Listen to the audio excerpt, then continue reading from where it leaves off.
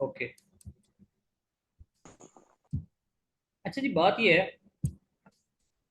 Content तो सभी provide कर सकते हैं, कंटेंट आपके पास भी है, तो फिर नया क्या है?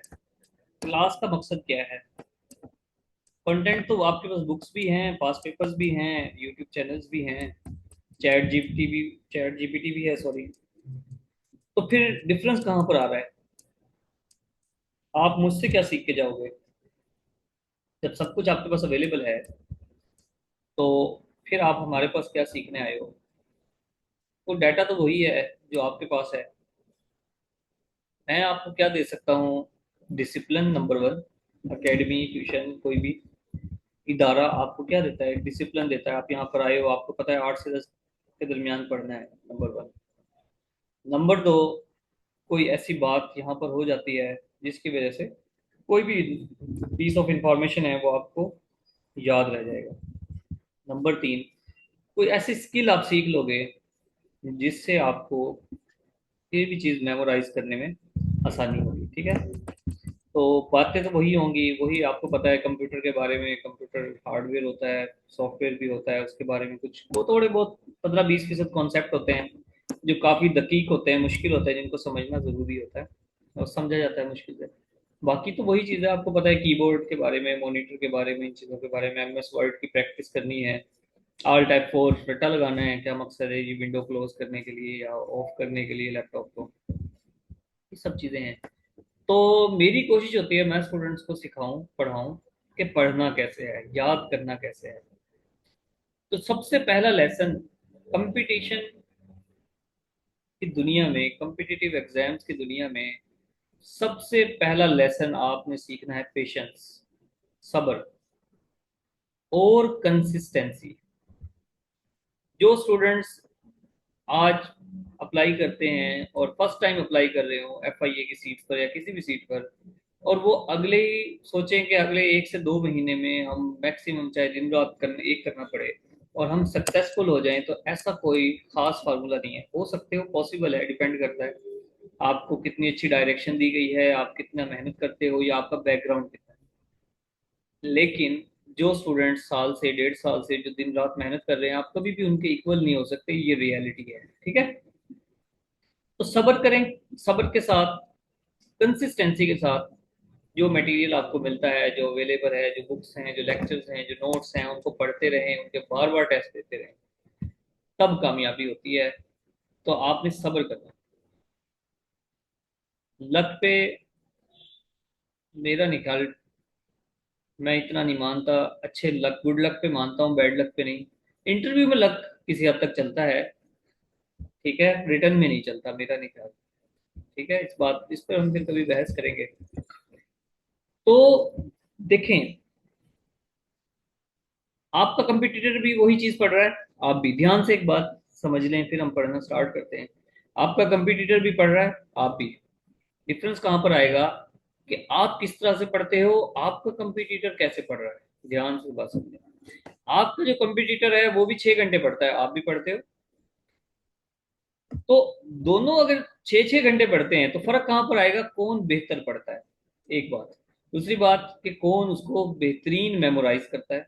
हो सकता है कि आप इतना अच्छा मेमोराइज करते हो कि भूले ना। यही चीज हमने सीखनी है।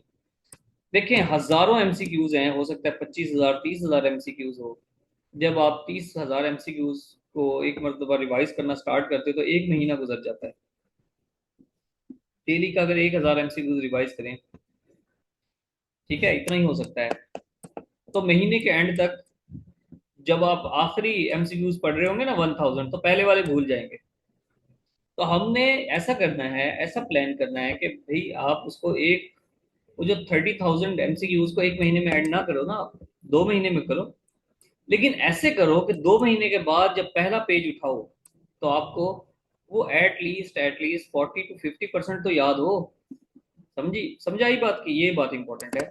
तो हम इसको स्टार्ट करते हैं। अभी जो मैं आपको पढ़ाऊंगा उसके साथ साथ आपको हमारे मेथोडोलॉजी भी पता लगेगी। जो कुछ पढ़ रहे हैं उसके साथ साथ आप टेस्ट भी लेते जाएंगे आपका। तो स्टूडेंट्स अनम्यूट कर सकते होंगे, वो अनम्यूट करके आंसर करेंगे। अच्छा, हमने पढ़ना क्या है? इंट्रोडक्शन ऑफ द सीरीज, इस कंप्यूटर साइंस के लेक्चर्स में हम क्या क्या पढ़ेंगे? सबसे पहले इसकी हिस्ट्री देखेंगे, इन्वेंशंस देखेंगे, ठीक है, वो जो पास पेपर्स में आई हुई हैं वो देख लेंगे, ठीक है, पीपीएससी की, एफआईए की, मुख्तलिफ, तो वो देखेंगे। नंबर दो, फिर हम कंप्यूटर के हार्डवेयर को पढ़ेंगे, कंप्यूटर की एसेसरीज को पढ़ेंगे। इसके अलावा फिर कंप्यूटर के इनसाइड चल जाएंगे, सीपीयू है, मदरबोर्ड, उसको पढ़ेंगे, कंप्यूटर की रैम रोम, ठीक है, कैची मेमोरी, इनको पढ़ेंगे, स्टोरेज के हवाले से एलईडी क्या होती है, एलसीडी क्या होती है, इनको पढ़ेंगे, ठीक है, कंप्यूटर की टाइप्स कितनी होती हैं, इसमें mini computer, micro computer, super computer भी पढ़ेंगे, माइक्रोसॉफ्ट ऑफिस को डिटेल से पढ़ेंगे, MS Word, MS PowerPoint, MS Excel, एक एक ऑफिस को डिटेल से पढ़ेंगे, इनकी शॉर्ट कीज देखेंगे, इनकी पिक्चर्स के साथ आपको नोट्स प्रोवाइड करूंगा मैं, ठीक है, साथ साथ इसको प्रैक्टिस भी करेंगे जितना जितना हद तक हो सकता है। और फिर इसमें जो सबसे टफ होता है प्रोग्रामिंग, तो मेरी कोशिश होगी मैं या तो इसमें मेरा एक दोस्त है कंप्यूटर के, उनको बुला लेता हूँ, वो समझा देते हैं प्रोग्रामिंग बाजू का, कुछ पास पेपर्स के एमसीक्यूज हम तकरीबन 40-50 निकाल लेते हैं, और वहां से करते हैं कि यार ये कौन कौन कौन से पॉइंट्स को टच करता है प्रोग्रामिंग में। तो ये सबसे मुश्किल हिस्सा है, इसको हम आखिर में करते हैं, ठीक है। इसमें जो जो पार्ट हम पढ़ते रहेंगे, किसी ना किसी बुक से मैं आपको कुछ पीडीएफ भी शेयर कर दूंगा, ताकि एक्स्ट्रा मटेरियल के तौर पे भी आप उसको तैयार करो, सिर्फ लेक्चर्स पे ना रहो, क्योंकि लेक्चर्स होते हैं जस्ट आपको डायरेक्शन देने के लिए। अब अगर मैं कहूँ कि 1 या 2 घंटे के लेक्चर में मैं आपको 1000 एमसीक्यूज, 500 एमसीक्यूज तो नहीं करवा सकता। हाँ जी, बिल्कुल शेयर कर देंगे, रिकॉर्डिंग शेयर कर देंगे।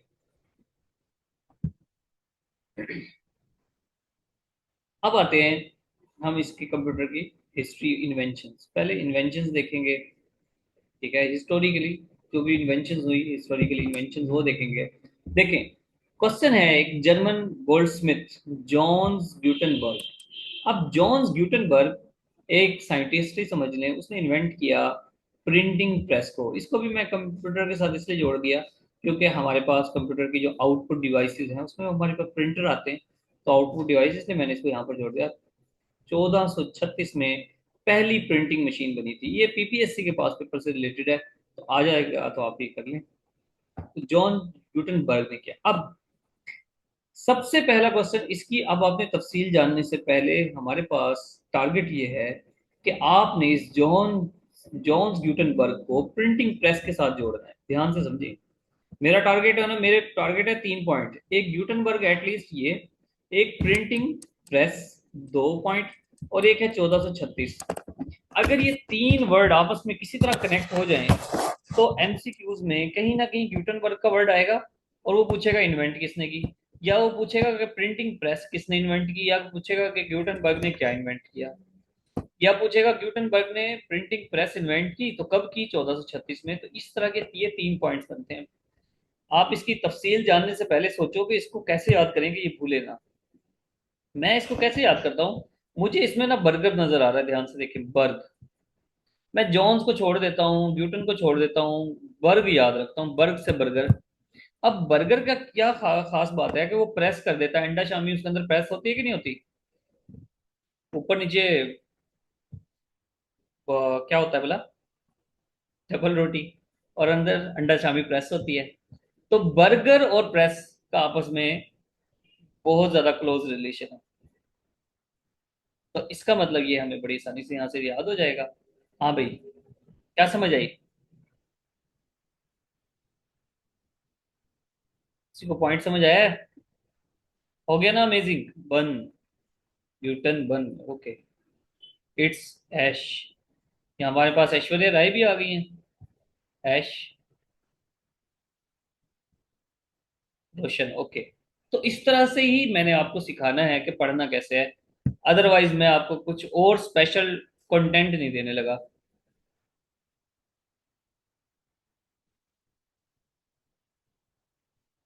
अच्छा जी, मारफा अरशद कहती हैं कि पास पेपर करने का कोई फायदा नहीं।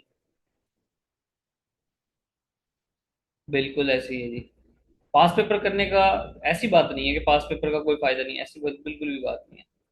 अच्छा, फर्स्ट ऑफ ऑल तो ये देखो, आप एकेडमी आपको एक डायरेक्शन देती है कि आप चीज़ों को इस तरह से तैयार करो, नंबर एक। बाकी करना तो आपने है, आप ज़्यादा से ज़्यादा पॉइंट्स को करो, इन चीज़ों को बस प्रैक्टिस करवा रहा हूँ आपको कि इनको इस तरह से तैयार करें। अदरवाइज एमएस ऑफिस वही होगा, एमएस एक्सेल वही होता है, ठीक है, कंप्यूटर की जनरेशन वही होती हैं, वहीं से सवाल आते हैं। थोड़ा सा एक्सपेंड करते जाएं चीजों को, लेकिन पहले वो तो करें जो आपके पास पेपर्स में आए हुए हैं, पहले वो करें, उसके बाद जितना मर्जी एक्स्ट्रा करें। कंपटीशन के एग्जाम का यही मतलब होता है, तभी मैंने स्टार्ट कहा कि अगर कोई ऐसा स्टूडेंट है जो 2 महीने तैयारी करता है और कोई ऐसा है जो 1 साल से तैयारी कर रहा है, तो उसमें वो कभी गैप मीट नहीं कर सकता। अच्छा खैर, अब हम इसको थोड़ा समझते हैं कि ये जो जॉन बर्ग है, इसने प्रिंटिंग प्रेस बनाई थी, बड़ी सिंपल सी है, देखें लकड़ी का ऐसा फ्रेम है, इसमें हर किताब का एक सांचा बनाया, उस पे ऑयल एंड इंक लगा के पेज के ऊपर बस छापा लगाते गए। ये सिंपल सी प्रिंटिंग प्रेस थी, ठीक है। और 1436 में इसने बनाई थी।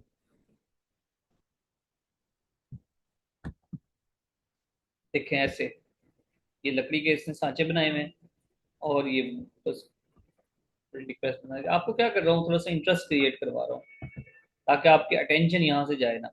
ओके, फर्स्ट कैलकुलेटर किसने इन्वेंट किया? ब्लाइस पास्कल ने। अब पास्कल से मुझे नजर आ रहा है रास्कल। रास्कल किसको कहते हैं जी? गुंडे बदमाश को कहते हैं, हराम खोर को भी कहते हैं रास्कल। पता है आपको? हराम खोर को भी रास्कल कहते हैं। तो हराम खोर क्या करता है? वो पैसे कैलकुलेट करता रहता है बस। तो कैलकुलेशन से हराम खोर और रास्कल याद रखो, आपको ये ऑटोमेटिक याद हो जाएगा। और तीसरा टारगेट हमारा क्या है? 1442। अब 1442 को अगर आपने कनेक्ट करना है, तो जो स्टूडेंट्स भी इस तरह तैयारी कर रहे हैं ऑलरेडी, तो सोचो, क्या 1742 का कोई एमसीक्यूज है आपके जहन में? क्या 1842 का है? नहीं होगा। तो 1942 का लाजमी कोई ना कोई एमसीक्यूज होगा। हाँ जी, यहाँ पे कुछ सीनियर स्टूडेंट्स होंगे, बताएं 1942 में। आवाज मेरी ठीक आ रही है? हाँ भाई, डिस्टॉर्शन तो नहीं है? ओके, आपके पास इशू होगा। फुल आवाज ड्रॉप हो रही है, किसी को ठीक आ रही है, किसी की ड्रॉप हो रही है आवाज? तो क्लियर है। हाँ जी, देखें उमर फारूक ने बताया कि क्रिप्स मिशन आया था 1942 में। अब आप क्या कह सकते हो कि रास्कल जो है ना, ध्यान से समझे बात को, पॉइंट समझ लें। मैंने एक चीज कनेक्ट की कि रास्कल जो कि बदमाश है, हरामखोर है, वो पैसे कैलकुलेट करता है। जब वो पैसे कैलकुलेट कर रहा होता है, तो वो क्रिस्पी क्रिस्पी चिप्स खाता है। क्रिप्स, चिप्स, चिप्स सॉरी, तो वो इस तरह के मिलते जुलते वर्ड हैं, ठीक है, सिमिलर साउंड्स हैं, तो वो उससे आप 1942 के क्रिप्स मिशन को कहीं ना कहीं इस तरह से कनेक्ट कर लो, तो आपको ये काफी हद तक रहेगा याद। एक तरीका और भी होता है, मैंने ग्रुप में भी शेयर करवाया था, ठीक है, कि डेट्स किस तरह से याद करनी है, वो भी मैं आपको आगे एक छोटा सा टच देके बताऊंगा कंप्लीट, फिर उस पर हम कोई और कर लेंगे क्लास। तो ये डेट याद करने का समझ आया पॉइंट, किस तरह से याद हो सकती है? Quite India 1900। हाँ भाई, समझ आई बात की? 1642 को 1942 के साथ कैसे कनेक्ट किया आपने? यस या नो?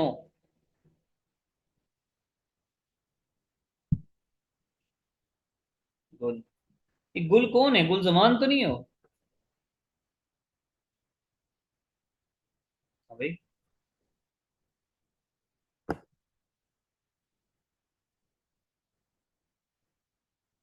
अच्छा ठीक है यार, मैंने कहा शायद गुल जमान तो पुराना स्टूडेंट है।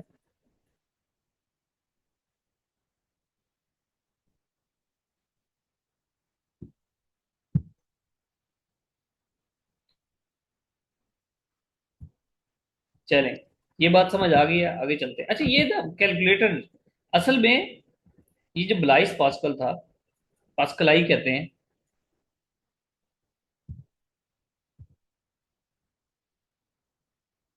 इसके जो वालिद थे ना, वो टैक्स कलेक्टर थे, टैक्स कलेक्टर। उनको असिस्ट करने के लिए इसने कैलकुलेटर इन्वेंट किया था। समझ आई बात की? ये बात वैसे याद रख लें। अच्छा जी, नेक्स्ट एमसीक्यू है, टेलीफोन किसने इन्वेंट किया? ग्राहम बेल ने। अब बेल से तो हमें वैसे याद रहेगा, ग्राहम बेल, बेल टेलीफोन की बेल बजती है। यहाँ पर 1876 है, 1876। जो, अगर यहाँ पे कोई गुलशन है इधर? हाँ जी, गुलशन है इधर?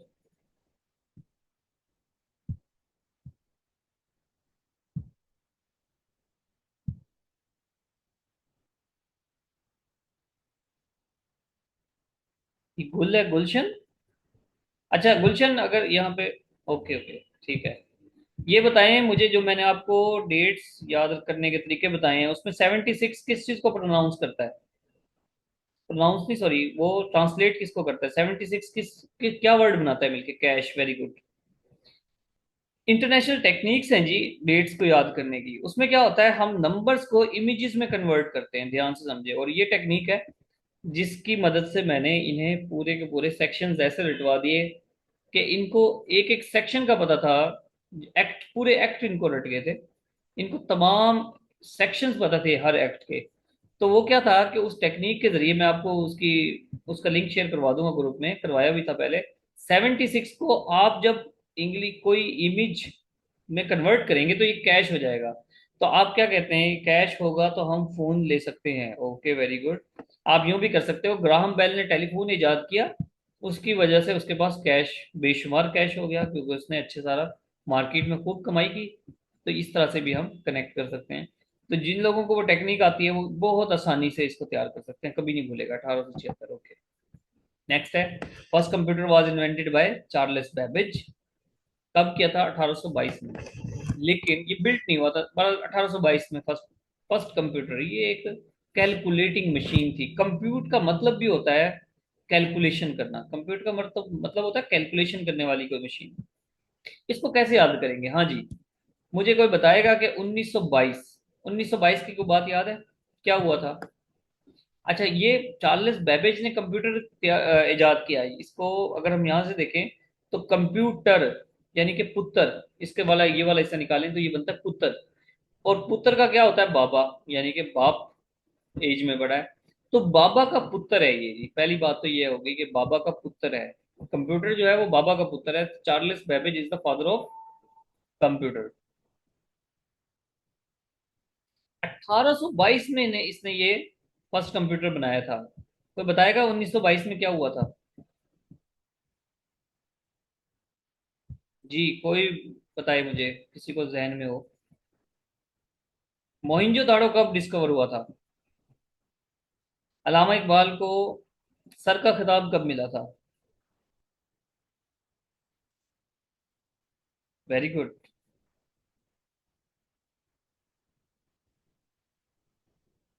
खिलाफत इंस्टीट्यूशन जो है वो कब एबॉलिश हुआ था? 24 में हुआ था, आई थिंक। तो अगर इसको मैं सिर्फ मोहिंजोदाड़ो की बात कर लूँ कि मोहिंजोदाड़ो जो सिंध में आइडेंटिफाई हुआ था, तो वो 1922 में हुआ था। तो आप ये समझ लो कि भाई कंप्यूटर था तो वो इजाद हुआ था ना, कुछ भी बना लें उसके साथ मिला के। कि कंप्यूटर यानी कि इंसान कंप्यूटर की मदद से मोहिंजोदाड़ो डिस्कवर किया था, बस इस तरह से कोई भी बात बना लें, उसकी कोई बेस है या नहीं है एक अलग बात है। क्लियर होगी बात? तो इसने ये कंप्यूटर इजाद किया था।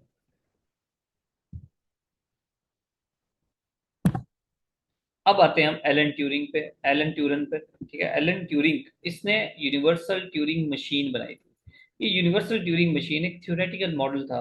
उसने बताया था कि भाई अगर आप इसको इस तरह से लेकर चले, एक मॉडल दे दिया इसने, तो आप ये कंप्यूटर के, मॉडर्न कंप्यूटर का ये पॉइनियर यानी कि मॉडर्न कंप्यूटर का ये फादर कहलाता है।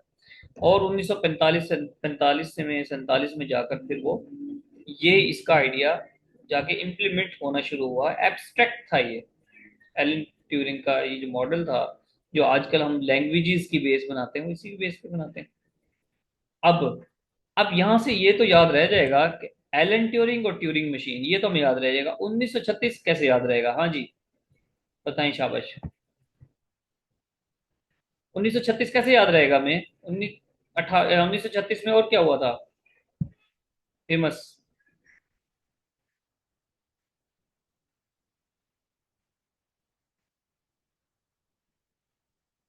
हाँ भाई, मैं बताऊंगा आपको, शेयर कर दूंगा। World war 2। ओ भाई नहीं, 1936 में कांग्रेस की वजारतें आई थी। 36 37 की वजारतें भूल गए हो? अपने आबाओ अजदाद पे जुल्म भूल गए हो? तो 1936 में जो कांग्रेस वजारतें थी, ध्यान से समझें, तो कांग्रेस वजारतों को रिकॉर्ड कैसे किया था? एलन ट्यूरिंग की इस, अच्छा मैं कुछ बातें सच्ची बताऊंगा, कुछ झूठी, एमसीक्यूज को तैयार करने के लिए। तो आपने आपको समझ होनी चाहिए कि मैं क्या चीज ऐसे है जो लिंक करने की वैसे जबरदस्ती कोशिश कर रहा हूँ। तो 1936 की जो वजारतें थी, उनको किधर लिखा गया था? एलन ट्यूरिंग की मशीन के जरिए तो लिखा गया था। क्यों भाई? 1938 में हो गई थी डेथ। तो हम हम तो 1936 का बात कर रहे हैं। हाँ भाई, ये मेरी बात समझ आई किसी को? घूम तो नहीं गए या सीधा सीधा पढ़ाता रहूं? जल्दी बताएं। सारे एक्टिव ही नहीं बैठे हो आप।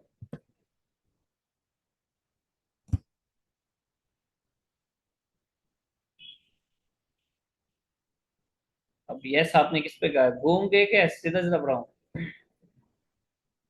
ओके। मैंने कहा है, आज मजा नहीं, आज मजा नहीं आ रहा। जीसीए कहते हैं, एक तो आप अपने नाम के साथ नहीं आए हो। ओके। देखें, जब भी कुछ नया सीखते हो, जब भी कुछ नया सीखते हो तो मुश्किल तो होती है। एक तरीका था कि मैं आपको बताता रहूं कि एलन ट्यूरिंग है, उसने ट्यूरिंग मशीन बनाई थी, बहुत अच्छी थी, एब्स्ट्रैक्ट मॉडल था, फाउंडेशनल मॉडल था। कंप्यूटेशन की दुनिया में यही से कंप्यूटर मॉडर्न बनाया गया। मैं इसके बहुत बड़ी लंबी लंबी तफसीर बताता रहूं आपको। दूसरा तरीका मैंने जो अभी ऑप्ट किया है, वो बता रहा हूँ कि एलन ट्यूरिंग की तो मशीन आपको याद रहेगी क्योंकि ट्यूरिंग का वर्ड है एग्जाम में। लेकिन ये 1936 में बनाई, ये कैसे याद रहेगा? इसको याद करने का आपको तरीका बता रहा हूँ। आपको हर पॉइंट यानी कि हर डोमेन में जो शुरू में मैंने बताई है, उसमें 10 10 8 10 10 एमसीक्यूज या उससे भी ज्यादा करवाता रहूंगा। फिर आप उसमें एडिशन करोगे। ठीक है।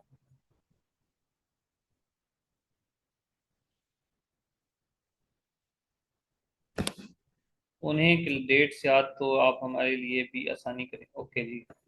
तो हमने कहा, सिंपल सी बात है कि जी 1936 में यूनिवर्सल ट्यूरिंग मशीन का मॉडल दिया गया, नंबर एक। मैंने कहा कि 1936 की वजारतें, ठीक है, इसमें कनेक्शन बना रहा हूँ कि कांग्रेस की वजारतें, ये तो आपने एफएससी में भी पढ़ा होगा ना। ठीक है, बीएस में भी हमें अगर पढ़ते हैं पाकिस्तान स्टडी मुताला पाकिस्तान, तो उसमें भी होता है। तो 1936 की वजारतों से इसको कनेक्ट करते हैं। चलें हम आगे चलते हैं, इसको छोड़ देते हैं। क्योंकि कुछ स्टूडेंट्स ऐसे हैं जिनको ये भी याद नहीं होगा ना 1936 की वजारतें थी। कांग्रेस कांग्रेस मिनिस्ट्रीज की बात कर रहे हैं। ओके। इस तरह का जी मॉडल था ये। दोनों तरह से आपको लेके चल रहा हूँ, कुछ ना कुछ कनेक्ट कर लोगे, लिखते रहना साथ के साथ। ये इतनी बड़ी मशीन थी जो बाद में इसके मॉडल के जरिए बनाई गई। वेरी गुड, शाबाश निशा। वेरी गुड, शाबाश।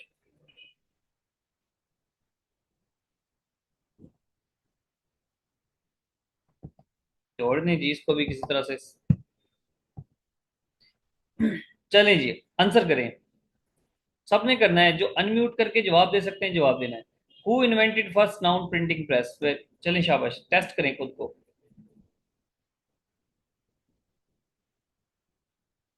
किसने किया सबसे पहले?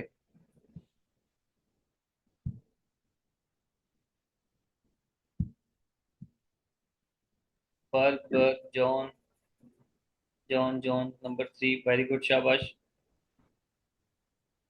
नंबर 3। नंबर 3, वेरी गुड, यानी कि याद रह गया। Okay.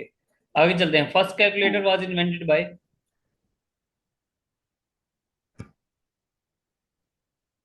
First calculator was invented by Pascal. Pascal. अच्छा, इसको कोशिश करो, इसको बोलो भी उल्टा, रास्कल। ठीक है। रास्कल। हाँ ठीक है। Telephone was invented by? Alexander Graham bell.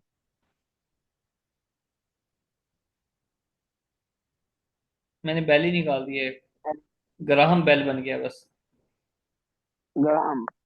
Bell निकल गई है, क्या सिर्फ जवाब ग्राहम? दे देगा जी। ये पास पेपर का क्वेश्चन है। अच्छा, हु मतलब इन्वेंटेड कंप्यूटर? Charles Babbage. हाँ भाई, क्या जवाब देंगे? बाबा बाबा ए। ठीक है जी, कंप्यूटर यानी कि बाबा जी। बाबा का पुत्र। बाबा जी।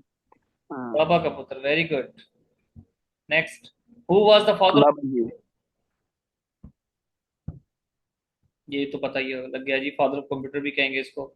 नेक्स्ट है, डैश डिवेल्प द आइडिया, ये देखो क्वेश्चन आए हुए हैं, dash develop the idea for universal Turing machine which becomes the basis for the first computer. ये पता लग गया होगा आपको, एलन ट्यूरिंग है। ठीक है। Who pioneered in developing who is pioneered in developing modern computer? जी आंसर।